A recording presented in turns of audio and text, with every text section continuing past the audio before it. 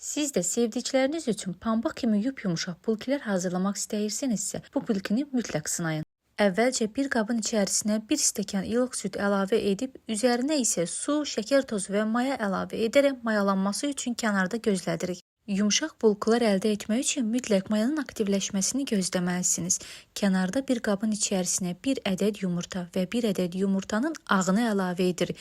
Sarısını isə üzəri üçün istifadə edəcəyik. Hər zaman olduğu kimi ingredientlərin dəqiq ölçülərini sizlər üçün rəy bölməsində mütləq qeyd edəcəm. Keçid edib baxıb dəqiq şəkildə hazırlaya bilərsiniz. Mayalanan südün üzərinə isə şəkər tozu, yağ, burada isə həm kərə, həm də duru yağdan istifadə edirik. Bu, xəmiri daha da yumuşaq hala gətirir. Kənarda qarışdırdığımız yumurtanı və vanil əlavə edib, yavaş-yavaş un əlavə etməyə başlayırıq. Unun miqdarı isə istifadə etdiyiniz unun markasına görə dəyişə bilər. Ona görə də unu az-az əlavə edirik.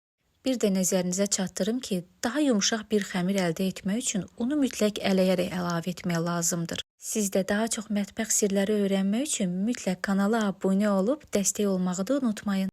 Un əlavə etdikdən sonra isə yumuşaq və az ələ yapışan bir xəmir əldə edirik.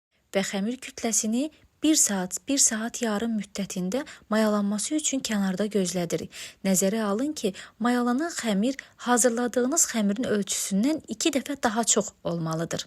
Və xəmir mayalandıqdan sonra içərisindən maya qoxusu gəlməməsi üçün onu əlimiz ilə yenidən yaxşıca yoğururuq. Burada isə mən mətbəxdə tərəzi istifadə etmədiyim üçün müəyyən bir ölçülərdə kiçik kündələr halına gətirirəm. Əgər siz tərəzi istifadə edirsinizsə, o zaman 60-70 qramlıq kündələr halına gətirə bilərsiniz.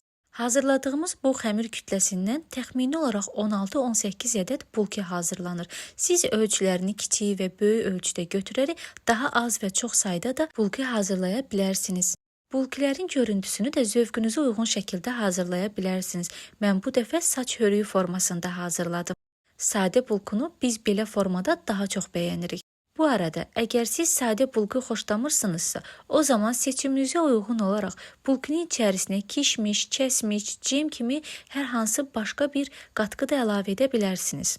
Bulkilərin daha çox şişməsi və daha gözəl bişməsi üçün hazırladığımız xəmiri 45-50 dəqiqə müddətində yenidən mayalandırması üçün gözləyirik. Daha sonra isə mayalanan bulkilərin üzərinə yumurta sarısı çəkib, öncədən qızdırılmış 180 dərəcəli sobada təxmini 20-25 dəqiqə müddətində bişiririk. Siz də gözəl və yumuşaq bulkilər əldə etmək üçün mütləq şəkildə mayalandırma müddətlərinə diqqət yetirin. Və sonda bu gözəl bulkiləri hazırlayan hər kəsə nuş olsun.